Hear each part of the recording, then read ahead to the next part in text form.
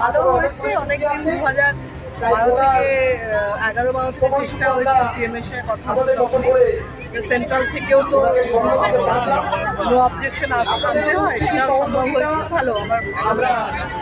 চেয়ারের ছবি তুলেছো তো, খালি চেয়ারগুলো তুলছিলে, তারপরে দেখাবে যে এই গোষ্ঠীদ্বন্দ্বের জন্য চেয়ারগুলো খালি আছে, তারপরে এমপি এলো, লোক এলো না, এই নিউজগুলো যাতে না করতে পারো এখন ছবিটা তোলো কিন্তু। হ্যাঁ, তখন শুরু হয়েছে, আমি দেখছিলাম ও সমানে খালি চেয়ারগুলোর ছবি তুলে যাচ্ছে এবং ওর কি ভাবনা ছিল সেটা বোঝা যাচ্ছিল। তাই আমি খুশি যে আপনারা সবাই এসছেন এবং আপনাদেরকে ধন্যবাদ।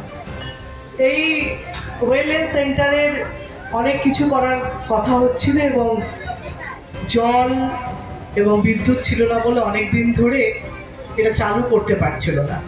তো সেই কারণে এই আবেদন আমার কাছে পৌঁছেছে এবং আমি আমার তরফ থেকে সেটা দিয়েছি। তার জন্য এটা আজকে আমরা এসছি উদ্বোধন করতে, সবাই সেটা ব্যবহার করতে পারে এবং আপনাদের সেটা কাজে লাগে। প্রত্যেকবার এমপিলারের টাকা সঠিক জায়গায় সঠিক সময় স্বচ্ছতার সঙ্গে খরচ করেছি এবং তার জন্যে আমি একবার দ্বিতীয় হয়েছি, তৃতীয় হয়েছি যে আমি সঠিক সময় খরচা করেছি বলে।